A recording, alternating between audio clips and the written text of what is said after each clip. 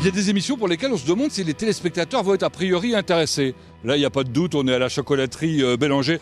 Il y en a d'autres qui auraient aimé aussi être avec nous ou faire l'émission. Ce sont les gens de l'équipe de l'MTV. Bonjour Vianney. Bonjour Pascal. Je vous propose de rentrer ? Eh ben avec plaisir. Pénétrons dans l'antre du chocolat au Mans, une institution, on peut le dire, non ? Oui, une vieille maison créée en 1977. Voilà, ça s'appelait comment ? Ça s'appelle la chocolaterie Béline. L'une des toutes premières en France. Une des toutes premières avec la maison du chocolat, oui. Alors, votre papa y a travaillé au tout début. Ensuite, il est devenu MOF. Meilleur revue de France pâtissier en 1982. Il était chez Dalloyau à l'époque. Et il a repris en quelle année ici ? Il a repris la chocolaterie en 98. Et vous ? Moi, je suis arrivé en 2008. Alors, après un parcours un peu étonnant, parce que vous avez fait des études qui n'avaient rien à voir. Hein. Non, moi, j'ai fait des études d'ingénieur chimiste. Et à 29 ans, vous décidez de passer à un CAP ? Oui, alors j'ai travaillé 1 an ici et puis j'ai passé mon CAP chocolatier en candidat libre en 2009. Bon, une vraie passion pour le métier. Une passion pour le goût, pour les odeurs, pour le métier et pour l'entrepreneuriat aussi. Donc vous créez votre entreprise ? Oui, en 2014, je crée une boutique à Tours qui est mon entreprise. Et qui vous permet de reprendre celle de votre père. Voilà, 2017, il part à la retraite et donc je rachète le groupe familial. En même temps, c'est la boutique de centre-ville qui déménage ? Voilà, 2017, on déménage la boutique Place Saint-Nicolas à la rue de l'Étoile. Et en 2018, on ouvre l'Instant B, la petite boutique goûter, dans la boutique historique. Et aujourd'hui, jour de tournage, c'est encore une nouvelle ouverture importante pour vous. Ouais, on inaugure la 5e boutique à Laval, qui est le fief familial hein, depuis 3 générations. Et donc c'est la première journée d'ouverture aujourd'hui, c'est 14 place du 11 novembre. Bon, félicitations. On se retrouve tout à l'heure ? À tout à l'heure. Allez, on fonce dans la boutique et on découvre les produits grâce au bébé Bélanger. C'est comme ça qu'on vous appelle, je crois. Oui, exactement. Et pourquoi Gélana ? Alors j'ai commencé à l'âge de 16 ans, j'ai fait les 2 magasins au Mans et j'ai fait également la boutique de Tours. D'accord. Et vous allez faire l'ouverture De Laval. Génial. Bon, alors vous connaissez évidemment tous les produits de la boutique. Combien de produits à peu près ? Une centaine. Et en matière de bonbons de chocolat, votre spécialité ? 46 pièces. Waouh. Alors ces bonbons qu'on trouve de diverses manières. Voilà, soit en ballotin, soit en vrac au kilo. Et puis j'ai vu d'autres choses là dans la vitrine. Oui, on fait également les boîtes cœur qui sont rechargeables avec les pavés de la cathédrale. Évidemment, c'est aussi une grande spécialité. Alors, en dehors des chocolats, qu'est-ce qu'on trouve ? Les macarons et les entremets. Les macarons, très réputés évidemment. Quant aux entremets, ils sont dans des vitrines réfrigérées. Oui, exactement. Les entremets, on les garde en vitrine réfrigérée pour pouvoir garder chaque texture de la pâtisserie. Il faut juste savoir qu'il faut les sortir la veille pour le lendemain au réfrigérateur ou 4 heures avant la dégustation à température ambiante. Ben voilà qui est un conseil très utile. Je crois que vous faites des pâtisseries éphémères, non ? Oui, exactement. On travaille beaucoup avec différentes fêtes pendant l'année. La prochaine fête, c'est Pâques, Et qu'est-ce qu'on va faire à Pâques ? la forêt noire. Moi, ça me donne envie, évidemment. Bon, en attendant, quel est le produit phare, on va dire, du moment ? La collection centenaire pour les 100 ans des 24 heures. Évidemment, nous sommes au Mans. Bien, allez, on va découvrir comment on les fabrique. J'espère qu'on va les déguster aussi, d'ailleurs.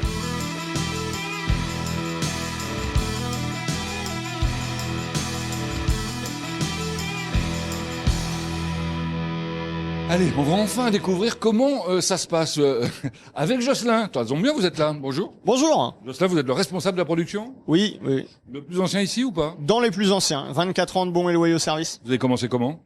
Apprenti, je suis le premier apprenti que Jacques a embauché. En quoi ? En chocolat. Évidemment. Bon, des locaux qu'on va découvrir avec vous et surtout des services, des locaux importants. Oui, 700 mètres carrés pour la production et 250 mètres carrés de stockage à l'extérieur. Mais ça vous suffit pas. Et non, on a rajouté des modulables sur le parking. Bon, à quand le déménagement, hein ? Premier labo à découvrir. Donc la glacerie avec Arthur, qui nous fait aussi l'instant B avec son apprenti. D'accord. Puis, plus important, La partie pâtisserie, qui est encadrée par Clément. Donc qui nous prépare là ? des charlottes carousel, chocolat vanille de Madagascar. Arrêtez. Combien de personnes en pâtisserie ? 6 personnes. Ok. C'est quoi le pôle Ensuite, suivant ? on est sur le pôle décor. Donc c'est ici qu'on va sublimer le chocolat. Ça, c'est joliment dit. Et notamment au moment des fêtes comme en ce moment. Voilà, c'est le petit plus Bélanger, hein, la créativité. On va plus loin. Ça, c'est votre entre. C'est plus calme ici. Oui, c'est plus calme, mais ça grouille aussi un petit peu de plein de petites gourmandises. On va fabriquer nos pralinés, nos ganaches. D'accord. Martin, donc encadre 6 personnes. Il y a encore une étape dans une petite pièce qui est à côté, qui tourne pas en ce moment. Là, on est sur Pâques et les œufs, donc un petit peu moins d'enrobage. L'enrobage, ça consiste à enrober nos bonbons de chocolat. C'est la dernière étape de fabrication, mais pas tout à fait la dernière étape, puisque c'est après qu'on les expédie. Qui est-ce que je vais voir pour commencer? Je vous laisse avec Arthur. On se revoit plus tard.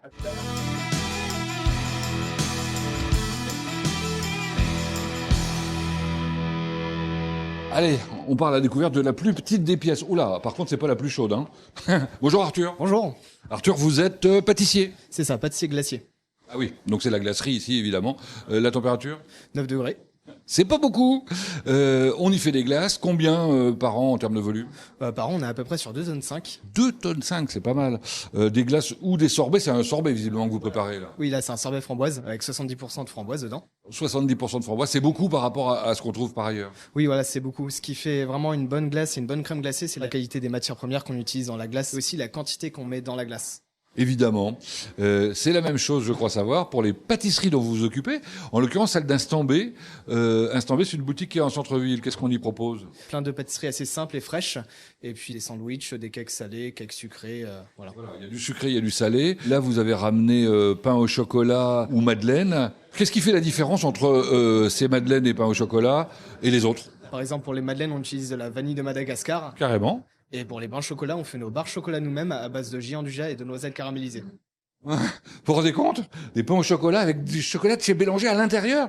Vous les goûtez? C'est vrai? Oui, oui. Attention, hein.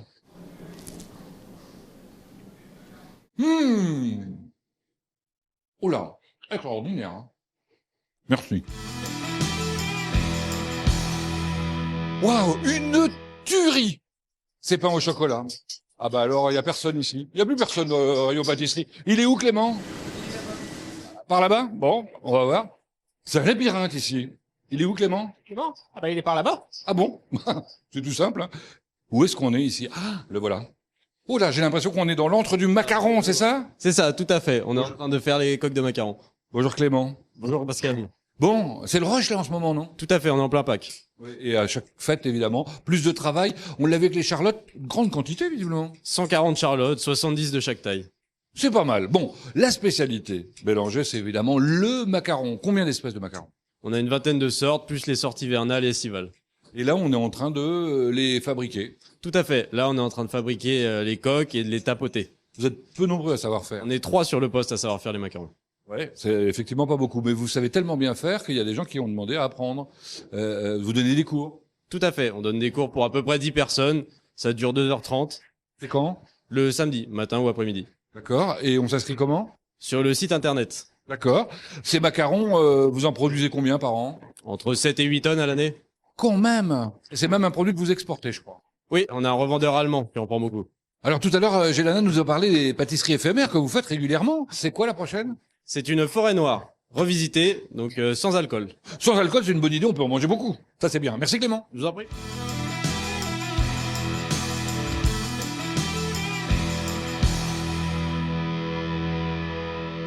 Ah, on aimerait bien tout goûter, hein. Mais je crois qu'on n'aura pas le temps. Bon, tant pis, mais ça nous permettra de découvrir plein de choses. Par contre, on est dans une pièce immense. Bonjour, vous êtes Axel, je crois. Oui, c'est ça, bonjour. Cette pièce, ça sert à quoi? Alors, cette pièce, c'est le coulage et en temps normal, elle nous sert pour couler les ganaches et les pralinés. Et pendant la période de Pâques, elle est réquisitionnée pour les moulages.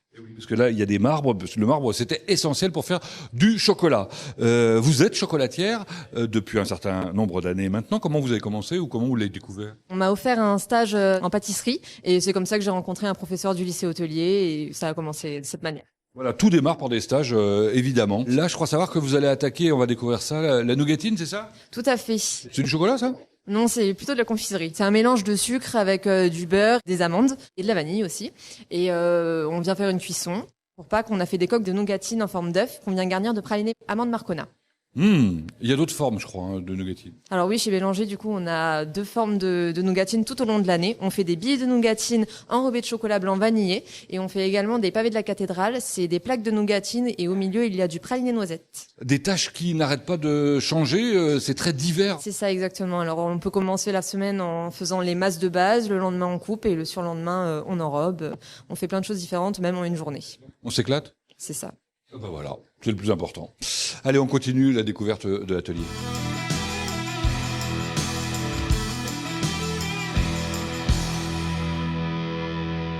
Attention, on arrive dans l'endroit le plus magique peut-être de l'atelier. C'est celui des décors, avec Julien, bonjour. Bonjour, Alors Julien, vous êtes le responsable de cette partie-là. du poste décor. C'est quoi le décor qui sublime le chocolat, comme disait Jocelyn tout à l'heure? Alors le décor, effectivement, on sublime le chocolat sous toutes ses formes. Tout ce qui est possible est inimaginable. Inimaginable, comme vous dites. Par exemple, vous êtes l'un des artisans qui préparait avec Monsieur Bélanger les robes magnifiques qu'il a exposées à Paris. C'est ça, j'ai eu la chance d'en réaliser quelques-unes avec lui. Ces choses là qu'on découvre, je sais pas comment on appelle ça d'ailleurs, La cagette de la mer. tout est fait manuellement ici. Exactement, tout est artisanal et manuel. On cède quelques moules. Mais vous êtes aussi un peu des peintres, hein, parce qu'il faut savoir quand même mettre la peinture sur tout ça. Exactement, comme le carrossier. On a un pistolet, on a de la peinture naturelle. Et là, je vois qu'on fait même de la dorure à l'orphin ou presque là. Exactement, Axel est en train de réaliser la finition des œufs décors pour Pâques sur le thème de la forêt. Ça, c'est pour ceux qui ont été moulés. Je crois savoir que vous savez aussi sculpter. Exactement, pour les plus grosses pièces, notamment pour les vitrines. On en a une par magasin. Le socle de l'œuf là qu'il y a derrière vous. C'est ça, c'est sculpté. C'est à l'aide de chocolat modelé, on appelle ça. Alors, on voit bien que ce sont des pièces un peu uniques malgré tout, mais pourtant vous les faites en quantité importante. 600 pièces de chaque. Combien de personnes, rappelez-nous? 7 personnes. Bah écoutez, bravo. Vous nous faites rêver en plus. C'est merveilleux.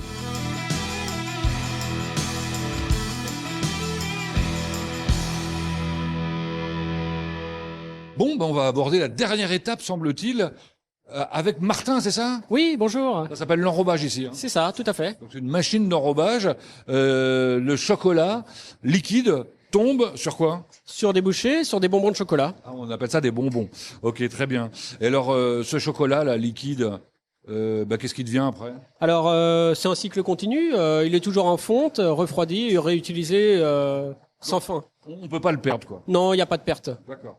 Bon, qu'est-ce qu'on lui fait avec la machine? Donc, il subit une courbe de cristallisation. Donc, il fond à 43-45 degrés. On le redescend ensuite à 28 environ et on le réutilise à 30-31 degrés. Ah bon? Et pourquoi on l'utilise pas directement à 40? Alors, si on l'utilisait à 43 degrés, il sortirait cristallisé, tout blanchi et pas craquant. Mais il serait pas très vendeur. Donc, alors que là, il est bien brillant, on est d'accord.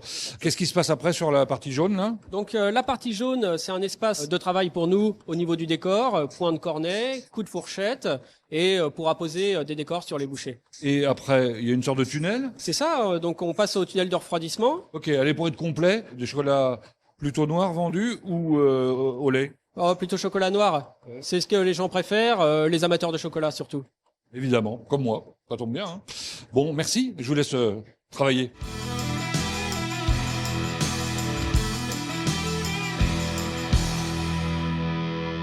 Petite pause au milieu de ce tournage à l'extérieur, au milieu des fleurs et des arbres. Vous aimez ça, on peut le dire. Oui, on aime la nature. Bon, et à tel point que vous développez des produits bio. Oui, avec les jardins de Vaujoubert, ils sont venus nous voir en nous disant mais qu'est-ce qu'on peut faire de nos tomates vertes en fin de saison plutôt que de les jeter. Et avec Julien, il a développé un ketchup de tomates vertes, en bio bien sûr. Alors, d'une manière générale, on l'a entendu souvent évidemment au cours de cette découverte, vous utilisez des matières premières dont les provenances sont top, quoi. Pour nous, l'ingrédient numéro 1, c'est le goût. Donc, faut des bons produits. On essaye de travailler avec des producteurs locaux, sauf pour le chocolat, qui pousse que 10 degrés sud, 10 degrés nord au niveau de l'équateur. Alors la question qu'on se pose en permanence, c'est comment tous ces produits-là sont élaborés. C'est quoi? Ce sont des décisions collégiales? C'est du brainstorming? Oui, c'est du brainstorming et on a créé notre univers à nous. C'est l'imaginarium. C'est un temps pour créer, innover, de recherche.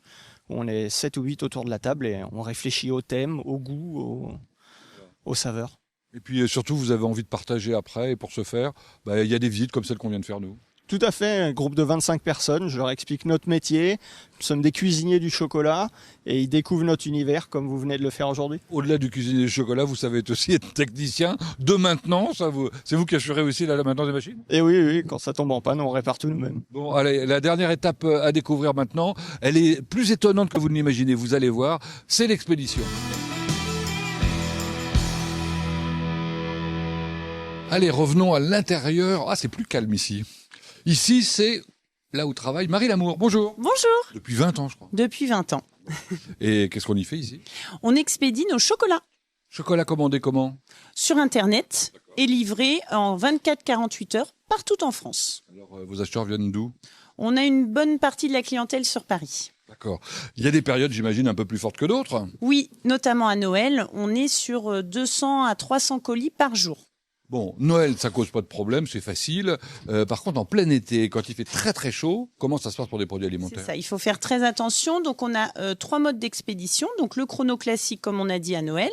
Le chrono fraîche à 3 degrés pour la livraison de nos chocolats l'été. Et si on est gourmand et qu'on veut des glaces, ce sera en chrono freeze à moins 20 degrés. Ah oui, c'est possible. On a le droit. Et puis on peut aussi parcourser, je crois. Oui, voilà, sur le Mans toute l'année également. Rappelez-nous les dates limites de consommation en fonction des produits. Donc nos chocolats pralinés ganache se conservent 3 à 4 semaines. Nos cœurs gourmands, on est sur 4 à 5 mois. Nos macarons sont sur 4 à 5 jours, donc ça, faut les manger rapidement. Et puis nos tablettes, on peut faire durer le plaisir sur 1 an. Bon, ce qu'il faut retenir, c'est que plutôt que de faire des fleurs, on peut envoyer. Des chocolats. Bonne idée. Ou alors aller les acheter en boutique, évidemment. Directement.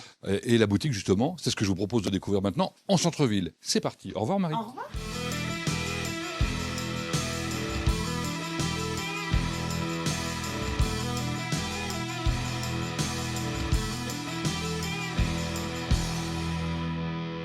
Eh ben voilà, nous nous sommes téléportés place Saint-Nicolas, vous l'avez reconnu, l'instant B dont on a parlé tout à l'heure, mais surtout à découvrir la boutique et notamment cette vitrine exceptionnelle.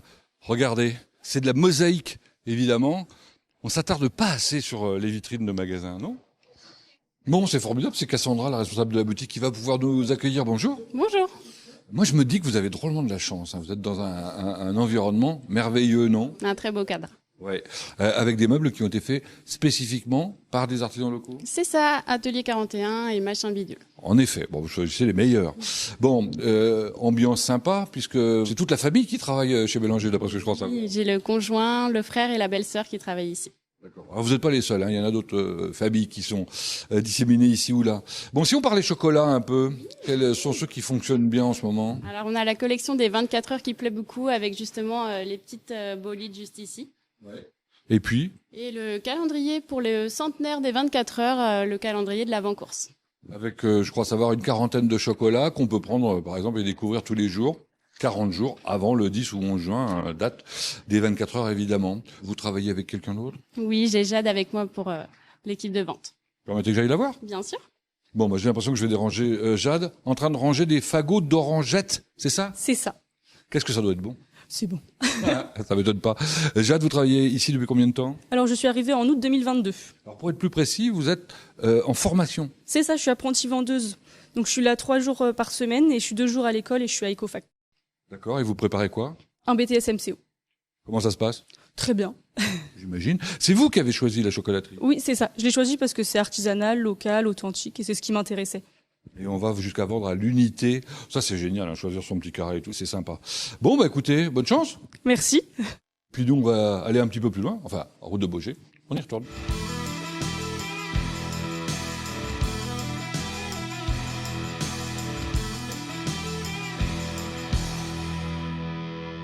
Ben voilà, à peine arrivé, on va pouvoir le trouver puisqu'il vient lui aussi d'arriver avec la camionnette de livraison. Bonjour Marc. Bonjour. Le frère de Cassandra pour tout vous dire. Votre rôle chez Bélanger, c'est quoi? Les achats et les devis entreprises. Très bien. Et dans les achats, il y a un truc important. Ça, j'étais assez surpris d'ailleurs, sont les emballages. Pourquoi? Les emballages sont toujours réalisés après la fabrication d'un chocolat. Et ça représente un volume énorme. Oui, on a plus de 1000 références à gérer. Et c'est fabriqué où? 80% en Pays de la Loire. En effet, bon, on peut aussi les personnaliser. Ça, c'est un peu l'autre partie de votre travail. C'est trouver des solutions pour des clients qui aimeraient offrir des chocolats. C'est ça, voilà. On répond à tous les cahiers des charges. Mais ce qui est surtout intéressant avec vous, pour répondre aux besoins des clients, c'est tout ce qui est créatif. Ça peut être unitaire. L'œuvre, comme on n'en a jamais vu. La dernière que vous ayez faite, c'est quoi? La dernière, c'était une guitare électrique en chocolat. Grandeur nature. Grandeur nature. Vous pouvez aussi reproduire des choses qui existent et qui sont fabriquées par vos clients. Exemple. C'est ça, donc on appelle ça des trompe-l'œil et on a réalisé par exemple des Big Mac en chocolat. Vous l'avez goûté?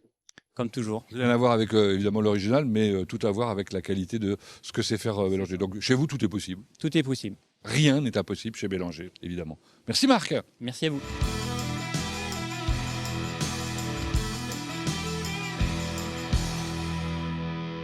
Allez, avant de terminer l'émission, c'est quand même important de parler de ressources humaines avec Anne Desroseaux. Bonjour. Bonjour Pascal. Je m'assois, vous permettez. Bien sûr, je vous en prie. Alors, la structure de l'entreprise, c'est quoi en termes de personnel?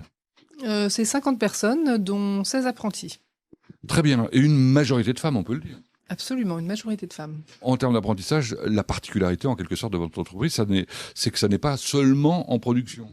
Dans tous les services, en logistique, dans les bureaux et en vente également. Et beaucoup de ces apprentis, en fait, sont embauchés à terme. Peut-être la moitié. Par moment, il y a des périodes de danse, c'est le cas en ce moment, et dans certaines de ces périodes, vous embauchez du personnel supplémentaire.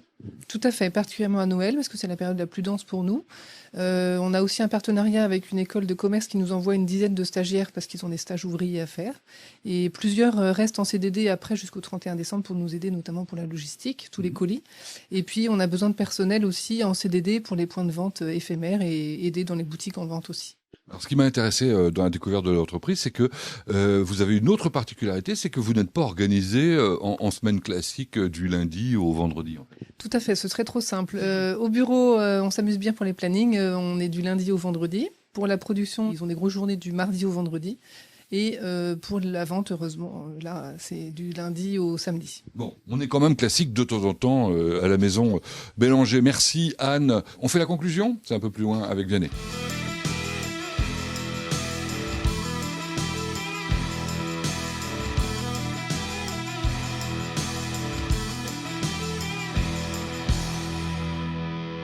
Alors ça c'est génial, c'est une première aujourd'hui, c'est dans la ruche qu'on se retrouve à l'atelier et c'est rare quand même de voir un chef d'entreprise qui met la main à la pâte. De plus en plus rare pour moi. Bon, et pourquoi alors là? Alors là j'aide parce que c'est Pâques, il y a du décor, il y a un peu de technique, puis j'aime bien cette période-là. J'imagine.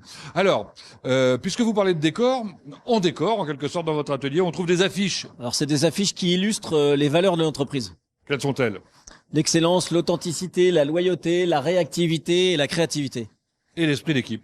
Et l'esprit d'équipe. Ça, on est complet parce qu'il y en a 6, je crois. Hein. Oui, c'est ça. Et justement, l'esprit d'équipe, moi, je l'ai senti ici, clairement. On essaye de le travailler, c'est la finalité presque du management. Et puis, une entreprise sans équipe, c'est rien. Il y a autre chose que j'ai trouvé intéressant, c'est la collégialité, visiblement. C'est le cas pour pas mal de décisions. Alors, on aime bien travailler en intelligence collective ou en groupe de travail, notamment sur la créativité. On a des revues de créativité en intelligence collective pour tous partager un objectif et une esthétique commune. Ça va loin, puisque ça va jusqu'à vos clients, d'après ce qu'on m'a dit. Oui, cette année, on a fait le lancement d'un film au pâté. On a invité 350 clients. On en a profité pour faire un atelier d'intelligence collective géante. C'est pas bête de faire bosser les clients. Bon, bref, pour terminer, quelques projets, j'imagine que vous en avez plein. Oui, on aimerait transformer notre chocolat à partir de la fève. On aimerait planter une partie de nos fruits. Et puis, on a un projet de déplacement de siège social pour avoir un lieu de vie, un fier lieu. Bah, je vous souhaite tout ça à la fois. Merci Pascal. Merci en tout cas de nous avoir accueillis. Quant à nous, on se retrouve bientôt ailleurs, dans une belle entreprise sartoise évidemment.